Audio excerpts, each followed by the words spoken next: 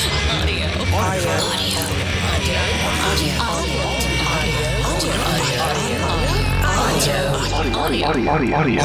unleashed.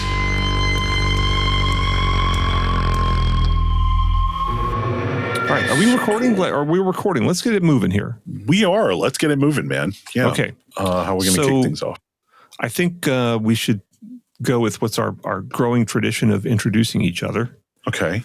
And I will introduce you. Are Dennis Berger. You're the guy with the good radio voice, and you have been in the audio business as a writer for at least 20 years, and you got your start on DVD Angle, and you were plucked from obscurity by revered audio editor Brent Butterworth. That's and true. Then you worked on home entertainment, home theater review, soundstage, Wirecutter, residential tech today, and probably 3 or 4 others I'm forgetting. Centelux, residential systems. Yeah. So you are Brent Butterworth, sir. You are the revered audio. Well, I was going to say revered industry legend who plucked me from obscurity. That's fine. who insisted that I get paid to do this. Storied history with, I first came to know you through your work with Home Theater Magazine. Then home entertainment. Then you worked for Sound and Vision. There's Wirecutter. You've done some home theater review. You did some audiophile review. You've done it all, man. Audio Express, Soundstage Solo was your baby. So, needless to say, I think if anybody randomly tunes into this podcast and they're going to know one of us, it's more likely to be you. Well, and you're forgetting European Cigar Cult Journal. What? Now, I knew about the cigar writing for Rob Report, but you've thrown me a curveball here. I didn't know I had about a piece this in one. European Cigar Cult Journal. Just a piece, just one piece. It was, I think I was writing for Prometheus, which is like the importer for some fancy cigars, and they got me to write the story. They paid, and then European Cigar Cult Journal ran it. Wow. I don't know if you could put that on your CV then. It was it was easily one of the most fun articles I ever worked on. So easily. Nice. So what are we talking about this week, Brent? Well, we are going to start with a discussion about another audio reviewer. And we are coming here not to trash him, but to praise him. A guy named Erin Hardison, who has a website and YouTube channel called Erin's Audio Corner. And he had he's one of my favorites, by the way. This guy really knows his stuff, and he's got an he's got like the state-of-the-art speaker measurement gear, which would cost you as much as a really nice car, at least. And which not a lot of people have that. Yeah. And he basically really understands speaker engineering. So he does a sort of preview thing of the Genelec 8381A monitor speaker. And he's never heard it, but just looking at all the press releases and stuff like that, he actually does a technical analysis of it that was really insightful. And I'm watching this thinking every audio reviewer should be able to do this. We were talking last week about the website that's written by AI, obviously. And after that episode, I went and did a video for our YouTube channel, the Audio Unleashed YouTube channel, where I just got ChatGPT to write a high-end audio review of one of the products that we talked about from Munich. Everybody should go watch that video. I think we're going to be doing more video content for the YouTube channel, but that's aside the point. I have an interview with Sting coming up. You do not. Anyway, you're talking about the issue of what can you say about a product without actually having heard it. I think there's a neat juxtaposition between this AI-written review that I did, which is in some ways sort of indistinguishable from a lot of high-end audio writing, and this incredibly thoughtful analysis that Erin did on his YouTube channel. Neat juxtaposition. I think everybody should check it out. And what are we going to segue into after that? So you had sent me one extra piece about Munich coverage from Stereophile. It's about these Dan D'Agostino $350,000 per pair monoblock amplifiers. I think in a lot of ways this plays right into a larger discussion that you and I have been having about high-end audio as luxury goods, and sort of juxtaposing that to myths about performance at this level. I can't remember who it was, but I saw someone who writes in high end not too long ago write a story about the fact that there's no such thing as diminishing returns. My God, who wrote that? I don't know. I don't remember. I'll have to look that up, but it sort of in a way plays right into this. It reminds me of this. It's just like this notion that, well, you can always spend more and get better performance. But can you? I don't know. I think we're going to look at this amp or these amps and have a larger discussion about that. And there was one other thing you sent me, these Campfire audio earphones. Yeah.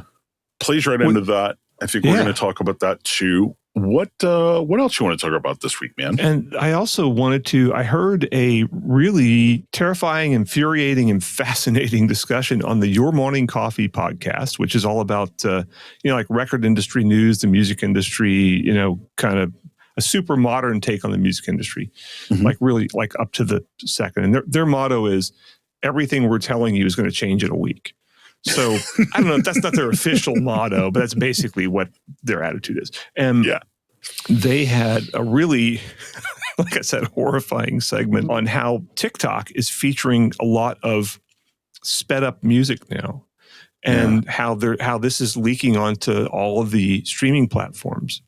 And it's creating, first of all, a giant excess of content that may or may not be funneling actual royalties to the copyright holders. Yeah. And also arguably some crimes against aesthetics that will probably infuriate some people. And it kind of, I don't know if it infuriates me, but it kind of just depresses me a little bit. Yeah. So it'll be depressing, infuriating, and but stay tuned. Yeah. Let's talk about something a little less depressing first.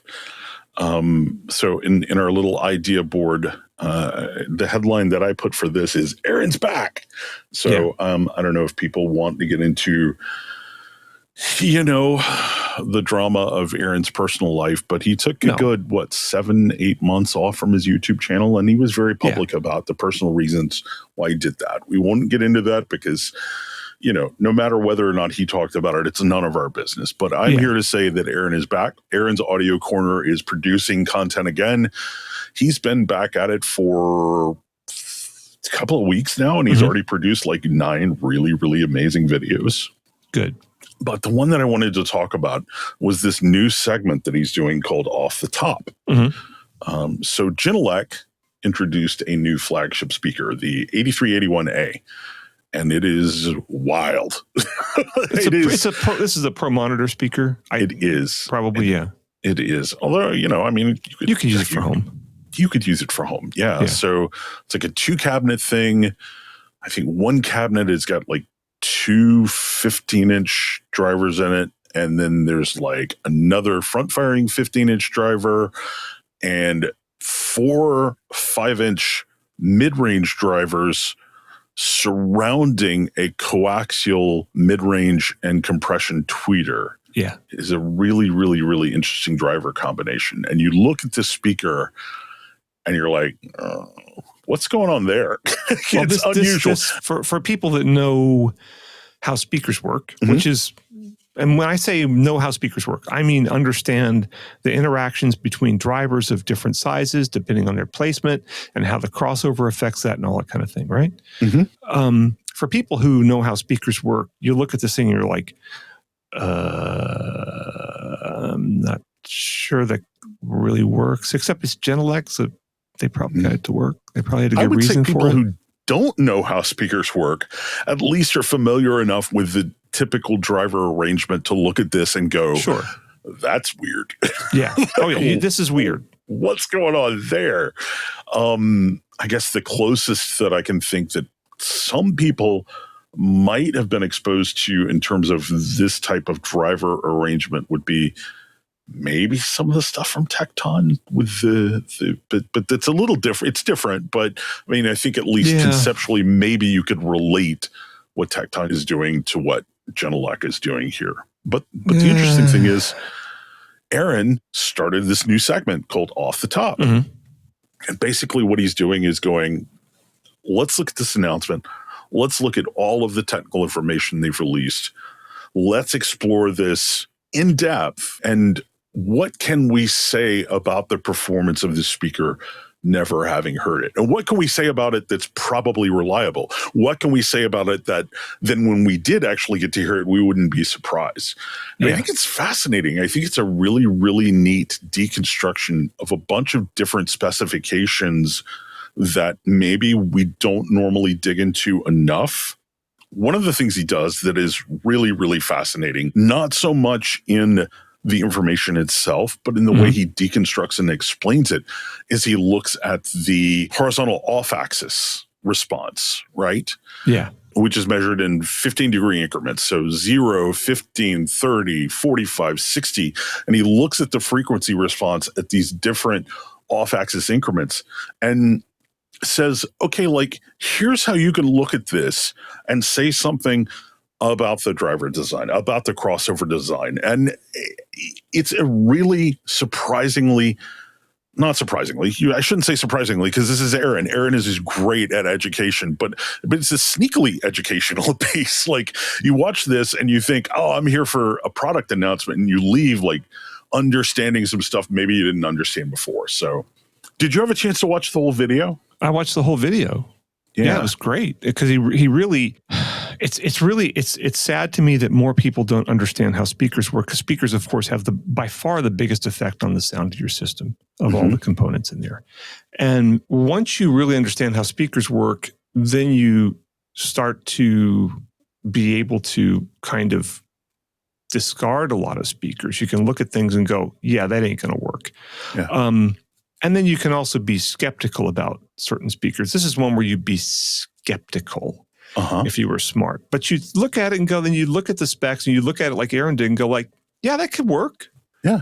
Because we're using the 5-inch mid-ranges to sort of work as, sort of part of that coaxial driver, right? Right. And so it all kind of works in acoustic sync. And, you can look at the measurements, which fortunately Genelec actually provided, in-depth measurements, which sadly most speaker manufacturers don't, although some would be very unwise to do that. But, it shows that the thing works. And that's what he's saying is like, you can look at these measurements and you can see that, there are ways you can kind of fake speaker measurements, but not, there's things you can do to make them look better, but clearly they didn't. And it's pretty clear that this design works. And yeah, it'd be nice to get a third party to test it. And I'm sure that Erin will, or somebody will. And, but just the fact that someone could look at this and go, yeah, here's how this works. And here's what I think will happen, as opposed to like, I don't know, I'm just going to plug it in and see what my emotional reaction is to it. And, and inner detail, microdynamics, blah, blah, something or other. Yeah. Which, I'm mocking, except what of my mock there would you take issue with? It's all right. Well, yeah. Yeah. You can't even parody it.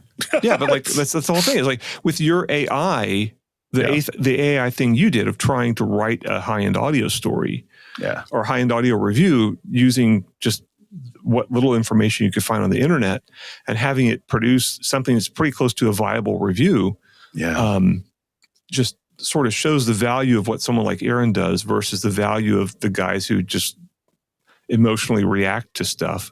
Yeah. And I hope that what Erin does and what some other people that are doing similar things like this, like Danny Ritchie, I hope that what they do will survive from in our ever-shifting world of media business models, that what they do can survive, and some of this stuff that's just sort of useless, fawning over advertisers in so many cases, or just fawning over what any expensive thing that crosses their desk, that could go away. And I wouldn't miss it if it did, for the most part. It's not probably a little bit I'd miss. But it's not going away. It's never going away. There's a whole industry that's based on that. Yeah.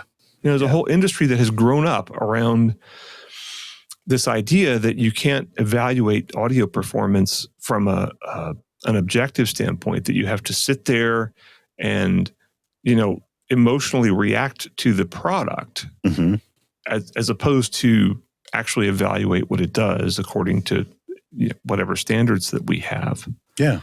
And I just really think that reviewers, a reviewer who's any good should be digging into this stuff and actually taking the trouble to learn, which you cannot do this by just reading random audio websites and participating on forums where guys are like, well, I think, Klipsch is way better than something or another. And you say, well, no, I think, Polk is way better than Klipsch or whatever, just insert any random speaker brand you want in there. Yeah. So, but a great example of that, to segue a little bit into something that I would dearly love to promote here, is that the 8th edition of the Loudspeaker Design Cookbook just came out like last week. And this is by a guy named Vance Dickinson, who it's the 8th edition. So the first one came out in like 1990, I want to say. I started reading it around the 4th edition. Wow. What's that? I didn't realize it was that old. Yeah. Oh, it's been around. It might even be I think it might actually be late 80s. Wow. And Vance has been doing this forever. I mean, Vance is a consultant for speaker design. I mean, he specializes in crossovers, but he does all sorts of stuff. He's designed a whole ton of speakers for a whole ton of different companies, from little tiny hi-fi companies to big giant tech colossus companies. And he's also the editor of Voice Coil, which is the trade magazine for the speaker industry. And he does the most in-depth driver testing of probably anybody in the world, or the most in-depth published driver testing. He's really a brilliant guy and a great guy also. And so I think I started reading this book. I think the first one I got was the 4th edition. And I still remember I was going to visit a girlfriend of mine on the train. And I think I had it was like a 3-hour train ride or something like that. And oh my God, I was reading that book and I was like, oh my God, this is how speakers work? It just blew my mind, because I'd been reviewing for, I don't know, 5, 6, 7 years. Never understood really how crossovers work. I kind of had a rough idea, but he talks you through all the different crossover configurations and all the implications of different crossovers and different combinations of crossovers. And it's a really deep book. It is not a, what did Yoda say? A page turner is not, or something. Yes. But it's... do you know what's new in this edition? I do. There's a bunch of new stuff. There's about, I think there's 4 new chapters. Hang on, let me see. I know there's a new chapter on computer-based tools for speaker development, like measurement tools for either speaker development or speaker, for speaker measuring or speaker building, speaker designing. Speaker simulation, he's calling it. Yeah. Yeah. Okay. And then he's got another thing on loudspeaker testing, and which he had some information in there, but this is really much, much, much more like cutting edge stuff. He's got room measurement in there and room correction. He's got, he's added a lot of stuff about Dolby Atmos. He's done a whole chapter on studio monitors, which he didn't really cover before. He's done a whole chapter on hybrid loudspeakers with, digital and analog inside there, and active and passive and all that sort of stuff. And I have to say, I will claim 0.001% of the credit, because I helped him out with the computer-based stuff. Yeah. Because he knows he knew that I had used a lot of stuff he hadn't used. Although he's used, he just gets the stuff in to mess around with it and see what it's doing. Yeah. But I'm usually gravitating towards super cheap stuff, so that he hadn't tried. Because I'm always, I don't make my living measuring speakers. I make a little money at it, but I don't make my living at it. He makes his living kind of doing that. But it's super in depth. It's pretty expensive. It's about $125 on Amazon right now. Yeah. But you can get this. I mean, you can get one of the older ones for cheaper if you don't have $125 to spend. Yeah, I was looking at, I think the 7th edition is now like $45. And I was looking at it going, I don't have the 7th edition, maybe, but I think I'm gonna save up and get the 8th edition. Yeah, come on. But the thing is, you'll learn so much. And honest to God, you'll learn so much about audio. And if you understand speakers, how speakers work, so much about audio. Yeah. And if you read this thing, if you even get halfway through it, you'll understand a lot about how speakers work, more than all but 4 or 5 reviewers I could name. Yeah. And sadly, a lot of the really famous ones have no clue. Yeah. We'll put a link to the book, by the way, in the show notes and the YouTube doobly-doo. Put an Amazon link in case anybody wants to pick it up. Also, put a link to Vance's website. I assume he's got a good website. I haven't checked that out, but I think that would not be a safe assumption. No. An audio engineer having a good website. Give me a paradigm for that. Who are the other ones? That is really, really valid. Oh man. Anyway, I'll see if Don I can Keele. put a link. Don Keele. Don Keele. Keele. I can't remember the name of it, but you can Google it. Don's actually got a lot of it. Don's a somewhat legendary engineer who, he worked for Harman for years, and he was also the main speaker reviewer for Audio Magazine for many years. And, he's a bit of an industry legend. He's been incredibly influential. And last I checked, he had a really good website full of tons of papers. And so very nice. Okay, so there's one. I got nothing else. I'll put a link to the Amazon listing of the Loudspeaker Design Cookbook. Then. Cool. So, okay. All right, man. You want to take a break real quick? Get a drink of water or something? We should take a break, and we'll be plugging in a new tune. Yeah. Which will more about that later. And not about my music. Well, it's got to be some about your music. Come on. A tiny amount about my music, but it'll be mainly about pop music and the trends that are happening there that are, oh man, let me get a drink of water. All right, we'll be right back.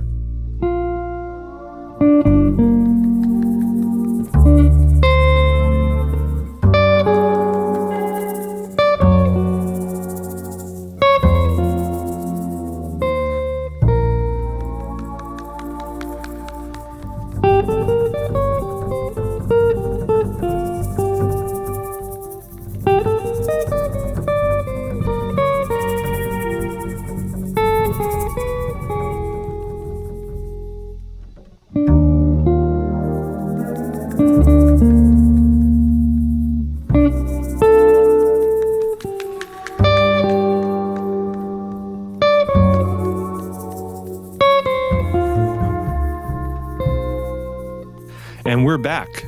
This is the Audio Unleashed podcast. I am Brent Butterworth. And I'm Dennis Berger.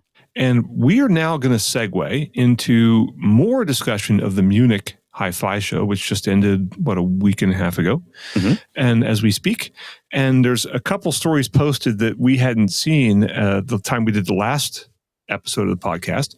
And one of them was in Stereophile. And it's by Jason Victor Serenis, who did all their Munich coverage. And it is called Dan D'Agostino's dazzling unveil of the new Relentless Epic and Epic 800 monoblocks and Momentum MXV integrated. Mm-hmm. And Dennis, what caught your eye about this story? What was interesting about this story? Well, for me, $350,000 per pair of monoblock amplifiers. I mean, that's one thing. Mm-hmm. I guess the thing that fires me up most about that is in trying to justify the $350,000 price. They don't talk about the design. They don't talk about the amazing chassis or the extruded aluminum or the meters and gauges, the artwork of it all. They talk about things like no global negative feedback and 50% increase in Class A operating bias. And they're trying to justify this $350,000 per pair price in terms of performance advantages, which 33% more power per device. Yeah. On the driver transistors. Yeah. Which is not the output transistors, by the way. Yeah. 112 output transistors in each channel. Yeah. And that's a lot. It is a lot, but it's not $350,000 a lot. Well, I'm gonna kind of defend this. First of all, I have to confess a former conflict of interest. It's not one now, but I actually wrote most of the marketing materials for Dan D'Agostino Master Audio Systems for about the first 3 or 4 or 5 years of the company. Mm-hmm. And so I know these people really well. Yeah. And I can tell you that It's based on what I know of their cost structure for their garden variety, $60,000 amplifiers. I can tell you that their markups, I think, like most high-end audio manufacturers, are about the same as for lower-end gear in terms of a percentage, right? There's a huge manufacturing cost in these things, and the biggest cost is the metalwork. Yeah. Because first of all, it's a lot of big, solid chunks of metal, and that's really expensive. And second of all, you got to get one of the shops that can actually machine those big, giant chunks of metal, and in the kind of quantities that you need, which is pretty small. And there aren't that many shops that do that. Yeah. And so they're, whatever their markup on this is in a percentage basis is probably very similar to what, NAD marks up an amplifier when they manufacture it, or somebody else like that. So it's not the markup, though, that I have a problem with. It's the way they justify the price, right? It's the way they try to sell the expense that, to me, is little bit. Yeah. I mean, or let other people do it. They let other people do it. That's the whole thing. I mean, there's always the pitch with this stuff, and we've talked a lot about that with the book Status and Culture by W. David Marks, which should be required reading for all people that cover luxury goods in any capacity. We'll also put a link to that in the great book. Everyone loves it. Now that is more of a page turner. It's going viral right now, by the way, and that started with you. Yeah, it's made it around to where people are recommending it to me as if they didn't know that you were the one that had started recommending it. Because in our circle, you lit this fire, and it has spread to the point to where it has outgrown you. So, wow, that's great. Yeah. You went viral. So great. And I think it was some guy I heard on some public radio station somewhere, and who knows. But one of the points he makes in there is that when you have luxury goods, you have to have an alibi. In other words, it can't just be like, well, you're buying this because it's fancier and more expensive, because that would be, gauche. And so it's got to be better. You buy the luxury sedan because it's better. It's got, finer craftsmanship and superior performance and whatever.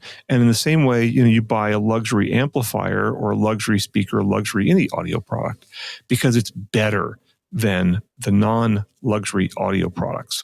And W. David Marks refers to that as the alibi. And so, which is not a flattering way to describe it. However, I don't think it's meant to be. It's true. It gives you an excuse to buy stuff. I mean, you want to buy, expensive bottles of scotch because of the backstory, and they aged this one especially in some weird cave or something, and it's made with peat from some sandbar on whatever island, and blah blah. And the family's history of making scotch dates back 10,000 years or something.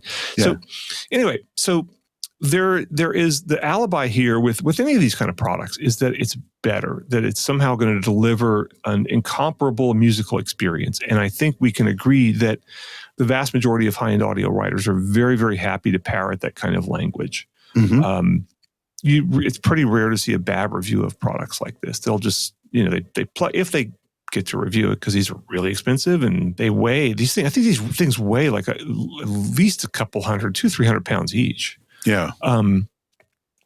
Somebody will probably get to review them. The one thing I will say about products like this, and I am venturing dangerously close to telling tales out of school here, but in my experience, especially as an editor, with products like this, one of the reasons that you don't see negative reviews is often if the reviewer has a bad experience with it, they just send it back. They're like, I'm not going to review this one. And I think a lot of it comes down to, again, this is purely my experience speaking. You may contradict me, and if you can, please do. But in my experience, writing for publications, the writers who tend to gravitate to products like this don't really have a fundamental understanding of audio reproduction. And so it can be very capricious, and it could be their mood that day or whatever. And so they get this Dan D'Agostino amp and they're like, oh, it's dry and whatever. And so they go, I'm just going to send it back. And so I think a lot of times you and I both know, well, there's probably no bad reviews because like most products are pretty good, but I have run into instances where the high-end reviewers who don't really understand audio reproduction can be so capricious that if you did it blind, they'd love it, but you do it sighted, and for whatever reason, they're like, bad. The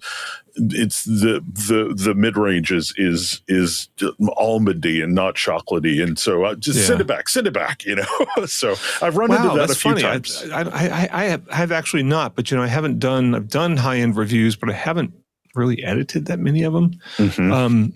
But the thing is, we already know what this thing sounds like. Mm-hmm. It sounds like an amplifier.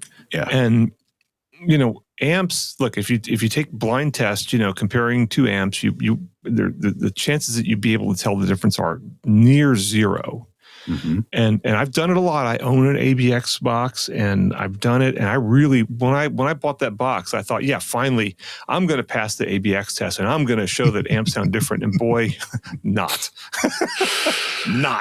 Yeah. And even amps that were like embarrassingly different from a measurement standpoint, I couldn't tell them apart. Or I could tell, it's like they sounded different, but I couldn't consistently tell one from the other. Mm-hmm. And so we know what this amp sounds like. It's I'm sure it's a well-engineered solid-state amp. It's not going to run out of juice.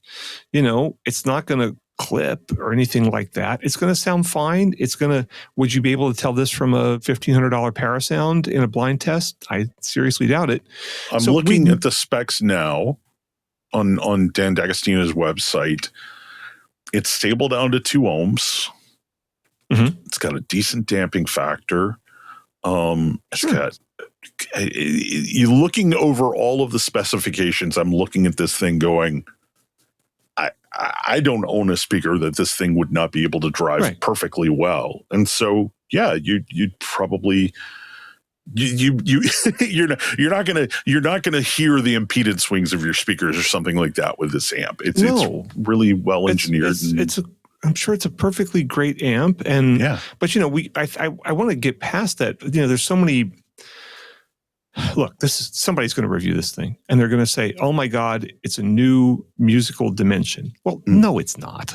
Yeah, and I don't have to hear it to know that it's not. I've heard 1 million amplifiers, and exactly 0 of them were a new musical dimension, and we know what these things do. Okay, now if Dan D'Agostino wants to sell, and can sell, hey, look, I know this guy real well. Okay, he sells. He's real good at figuring out what he can sell and make money on. Okay, he knows there's a market for this. It's very likely his dealers came to him and said, "Hey, you could make something more expensive because we've got people that have a lot more money."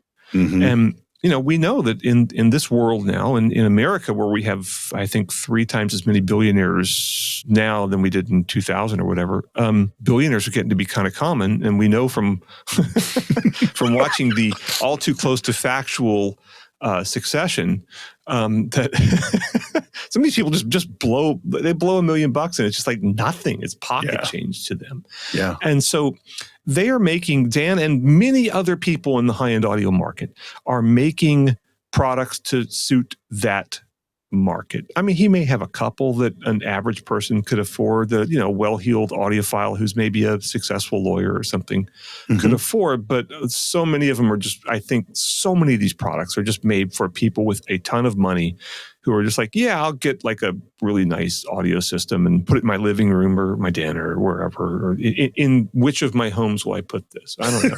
But I'm not, don't laugh. No, I know. But I know. I wanted to contrast this though with another thing that I saw. I actually have not seen anything written about it. I saw it in an ad on Darko Audio, Darko.audio. And it's for there's a new set of $3,400 earphones from Campfire Audio. And I can't remember what they're called, but they're really neat. The Trifecta Astral Plane. Yeah. And they're $3,400, which is a lot of money for earphones, right? But this is like, it's really expensive. However, a lot of average people could afford this. And it's to me, I know that the guy who makes these things, Kimball, they're all made in Portland, and he has a couple products that are made in China, but all of his higher end products are made by hand in Portland. And he is a real artisan of earphones. He does not have a signature sound. He makes different sounding ones for different tastes. And he's like, hey, Harman Kardon's perfectly fine, but I have a lot of customers that don't want that and want different sounds, and I want to cater to everybody. Mm-hmm. And so this thing, I've never seen anything like it before. It has 3 10-millimeter dynamic drivers, which normally you would have one, and then you would have, all these fancy earphones we see for $2,000-3,000 have one dynamic usually, and then a bunch of balance armatures. Mm-hmm. And this is 3 dynamics. I have no idea what this thing would sound like. What the performance advantage of 3? I mean, it if he wants it to, it can have a colossal amount of bass. Because 1 10-millimeter dynamic is a lot of bass. Oh yeah. But I know he didn't do that because he didn't do that. I think he has one earphone that's kind of extra bassy, just because he wants to cater to different markets. But I love this. I think this is like, okay, this is an artisanal product. It's something that you buy it because it's unusual. It's somebody's expression of what is for him kind of an art form. Mm-hmm. And a mixture of art and engineering, and they're actually cool looking too. And not that anyone will notice your earphones, probably, but I think this is the kind of high end audio that intrigues me. Yeah, it's also stuff like this. There's several different trifecta models, and there's the trifecta. Oh, I didn't see that. There's the trifecta Midnight Sky, the trifecta Golden Sunset, and then when we're discussing the trifecta Astral Plane. Interestingly enough, the first 3 that I mentioned are all sold out. So like the trifecta Midnight Sky was exclusive to the headphone company in Germany. The trifecta Golden Sunset was exclusive to ECT in Hong Kong. But those are all sold out, and I guess the original the trifecta had a limited global release. It's sold out, so the only one left is the Astral Plane. So to your point, it's kind of making audio art in a way. Yeah, and high-end audio manufacturers say that all the time. They're like, "Oh, we're audio art," and then they give you an amplifier with a lot of expensive aluminum on it. No? Yeah, and or even worse, they give you some weird-looking speaker that, as we were saying in the last segment, you can look at it and know it doesn't work. Yeah, or at least have your suspicions. Yeah. So I think people should go look at these products, and at least to sort of just see the giant disparity and see that, like, look, Ken Ball of Campfire Audio is not going for, I'm sure he's got some super wealthy clients who just have probably owned 3 or 4 products from him. Mm-hmm. But he's not going for that. He's not going for bling because, first of all, these things are little tiny things. They're like, they're not very visible in your ears. And it's more for the pride of ownership and the joy of owning an artisanal product that has someone's own sort of ideas about what this product should be. It's like owning, an expensive handmade guitar or something like that. Yeah.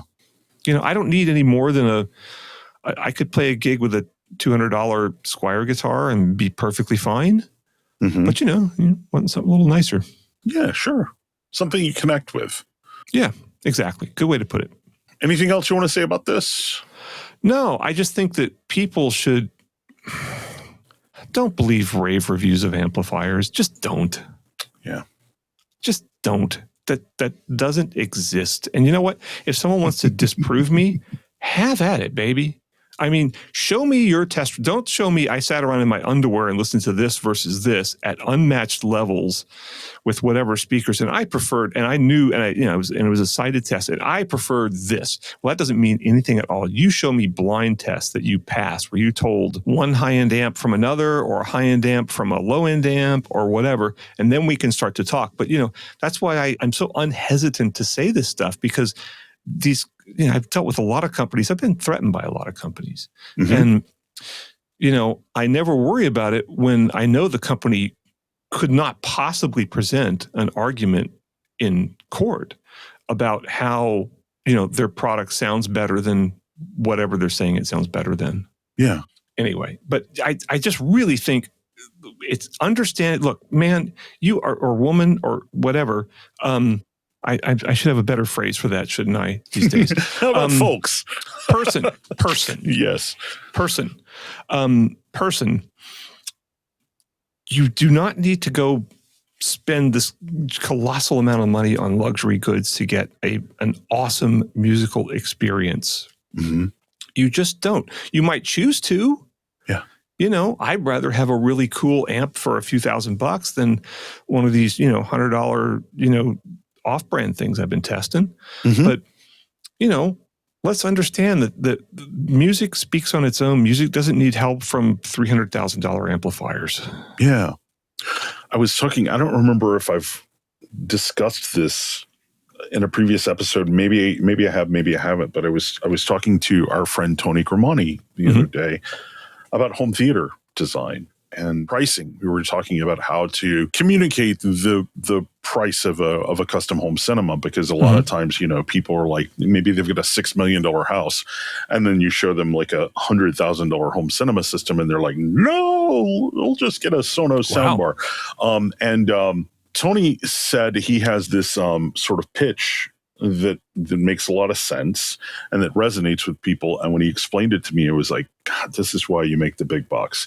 He said, your entertainment space should cost as much as the rest of the house does. And that took me aback for a second. I'm like, wait a minute, are you saying like a $6 million house should have a $6 million home theater room? And he's like, no. People don't talk about the cost of homes in terms of the total cost. They talk about it in terms of square footage. You're spending X number of dollars per square foot. Yeah. Well, if you're spending X number of dollars per square foot in your home, you're probably spending you're spending that number in the kitchen, you're spending that number in the bathroom, you're spending that number in the master bedroom. Why wouldn't you spend that number in your entertainment space? And often it's more just about continuity. It's so when you walk from your immaculate, living area, smoking room, whatever, into your home theater or your 2-channel listening room or something, that it feels like a congruous experience. You're maintaining the same level of quality. And so when you think about that, there do have to be these luxury products, if for no other reason than to match the aesthetics of a home operating in that level. And there's nothing wrong with that. There is absolutely zero. I don't care if somebody buys a couple $100,000 amplifier. Yeah. Let's just be honest about why it's a couple $100,000. So I don't have a $800 double bass. I could probably get by with one, but do they make one $800 double basses? Yeah, there's some super, super, super cheap ones. You can get them actually off Amazon. I don't know how they ship them, but wow.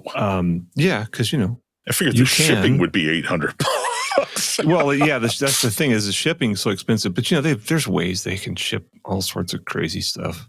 Yeah. But yeah, so we don't have any problem. I think I can speak for you here. Yeah. We don't have any problem with people buying high-end stuff. We have problems with people justifying high-end stuff and magazines just going, oh, yes, this $100,000 thing is like a new musical experience way beyond the $50,000 thing. Because you know what? It's not, especially if it's an amplifier. It's just not. It's just not. Nope. Sorry. And if you disagree with me, again, prove it. Mm-hmm. So. Yeah. All right. Let's go calm down, man. Do you want to talk about something else? Yeah, let's go cool off. Let's cool off. You're getting hotter than Alabama weather in here, man. Oh, man. That's pretty brutal. Mm-hmm. And buggy. Yeah. Oh, man. Yep. You're playing my wife's song. All right. Let's move on. And let's come back. Let's have a little break, a little music, and come back and have our third topic of the day. All right, man.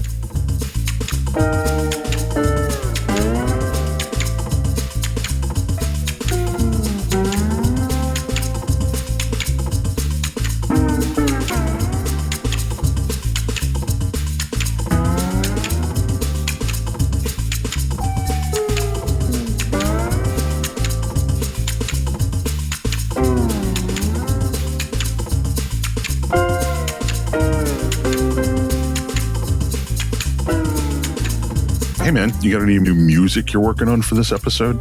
Yes, I actually have just finished a piece of music that is the intro for a tune for my upcoming album with Ron Seiger, which will be done, better be done by the end of the year. Hopefully sooner, but we'll see. So so here's the thing.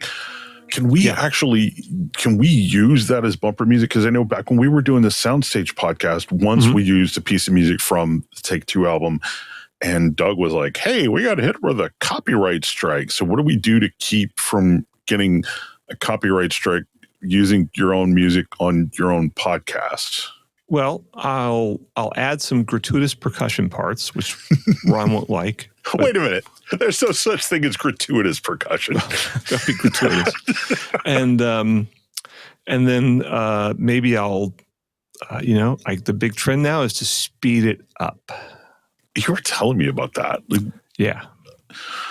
Okay. It's pretty frightening.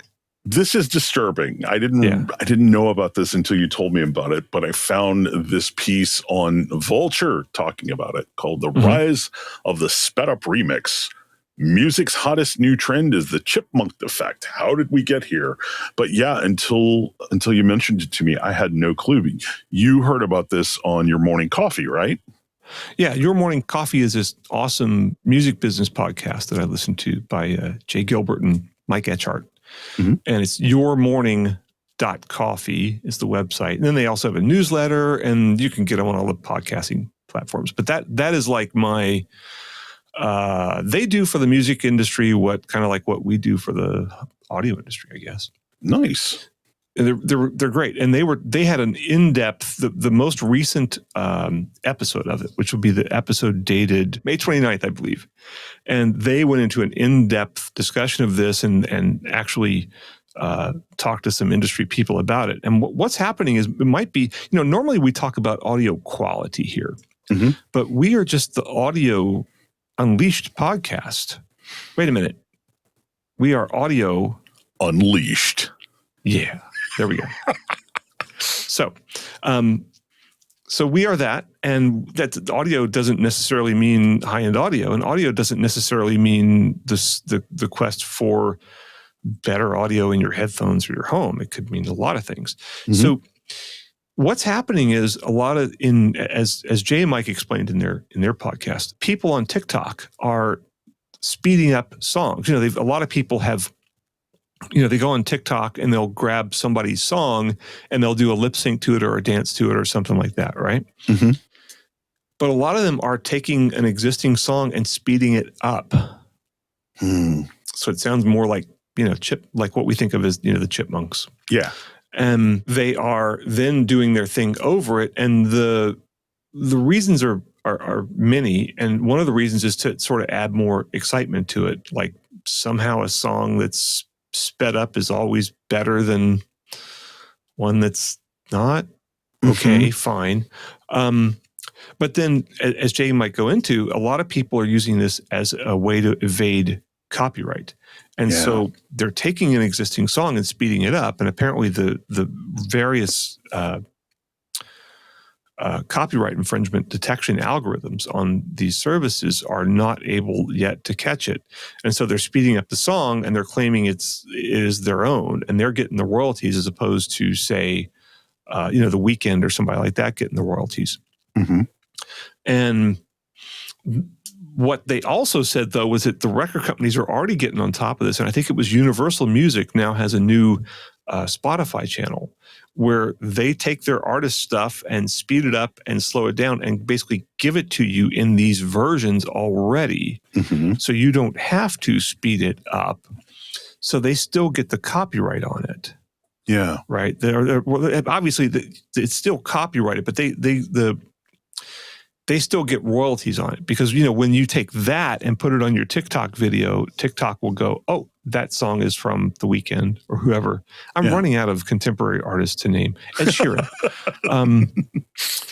Ed Sheeran. The Captain and Tennille. No, I think they're like dead.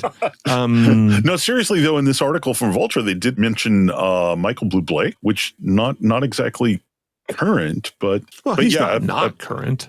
But it's 2 decades old. That's pretty not current. God, is he that old now? Yeah. While some might not see the appeal in a pitch-shifted 2-decade-old Michael Bublé song, they say, listeners seem to genuinely enjoy how these sped-up songs make them feel.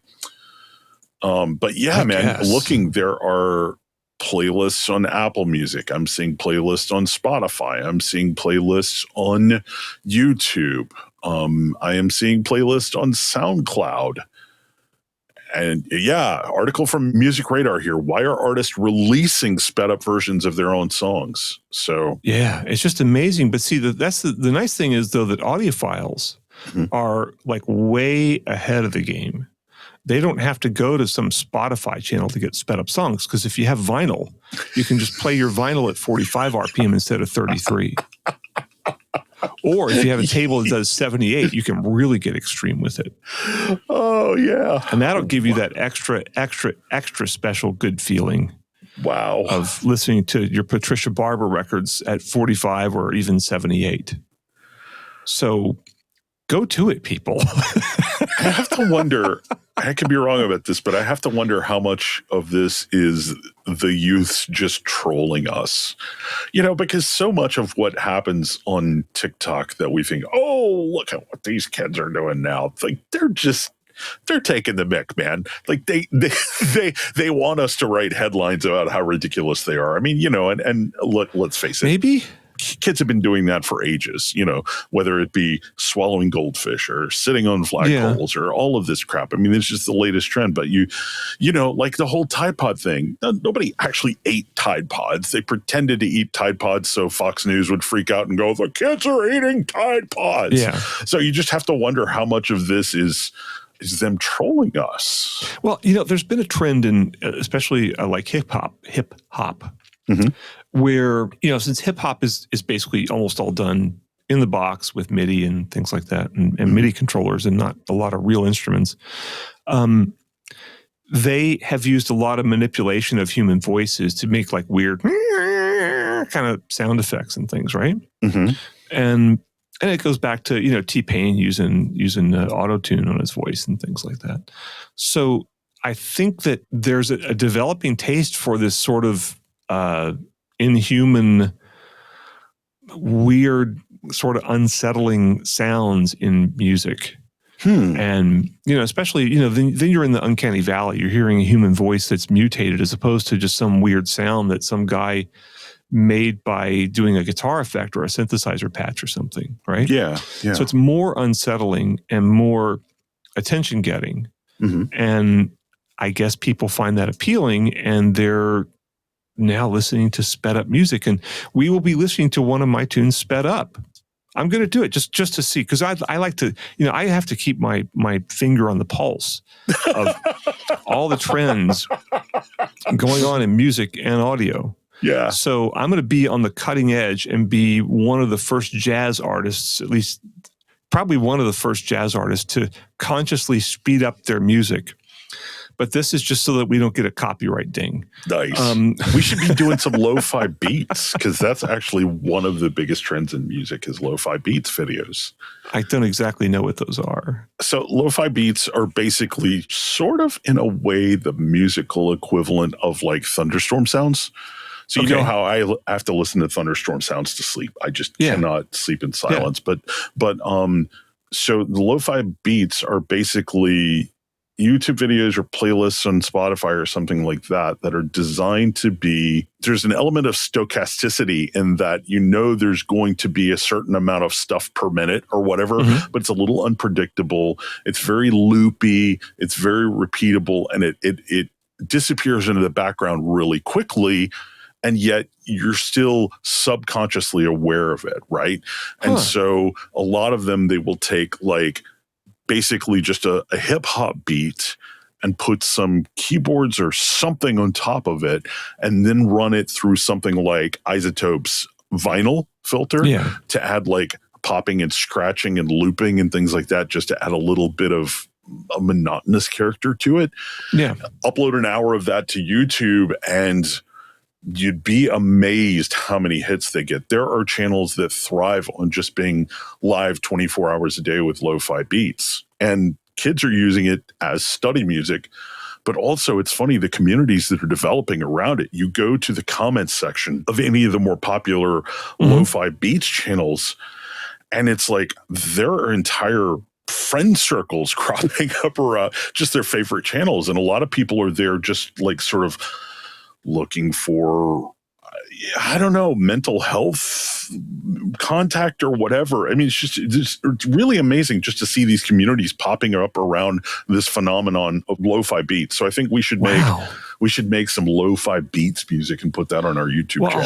I'll have to listen to it and see if I can develop my own unique take on it. And that's the thing. Each channel has its own unique take. Like, the Dungeons & Dragons show I watch, Critical Role. Yeah. They do a series of lo-fi beats videos based on characters. So they will take a character like Jester, who was the cleric from their second campaign, and develop a sort of musical palette that evokes that character and have graphics going along with it. But when you really sit and listen to it, it's just designed to be something you would have in the background while you're writing or studying or something like that. So a lot of it is about how do you make this very simple concept your own? How do you put your own aesthetic spin on it? And what is your hook? But yeah, it's huge. If there's a you know me, if there's a Dungeons and Dragons twist on it, I'm all in.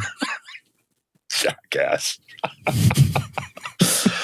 Oh man, I think that's about enough for this week. What do you think? Is that enough? I just got to say it's fun to discuss this stuff. This is actually more important than some speakers or something. Yeah. But it's fun to discuss it, and it's fun to we focus so much in audio about reproduction quality and so little on what's actually happening in the world of what we're trying to reproduce. What is it you always say about music reproduction? Music transcends reproduction above a certain point. Obviously, if you have a bad 1-inch speaker, music does not transcend that. But beyond beyond a decent Bluetooth speaker, music transcends reproduction. Sorry, it just does. It just does. Yeah. That's true. Although I think about a lot of the music that I fell in love with as a Ute and that I still love to this day, I originally heard on a little clock radio with, vinyl wood sides that probably had a 2.5-inch full range driver. And I'm, listening to WHHY FM. And, I mean, God, we didn't have a fancy stereo when I was a kid. And so much of the music that really hit me hard at that age, I love now still. And I'm listening to it in much better quality. I think same for most people. I mean, most of the music I fell in love with as a kid, I listened to on my Sears 8-track player, which had a little tiny speaker built into it. Yeah. And it's actually stereo. It had 2 little 3-inch speakers built into it. Whoa. And some $15 Panasonic headphones. Yeah. And I'm still playing music. You are, man. God, almost 50 years later. So it clearly had an impact on me. Clearly, the lack of inner detail did not hinder my appreciation of, Rush or Miles Davis.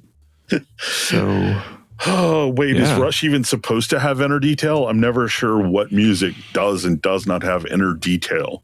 I don't think Rush is supposed to have inner detail. Do they have microdynamics?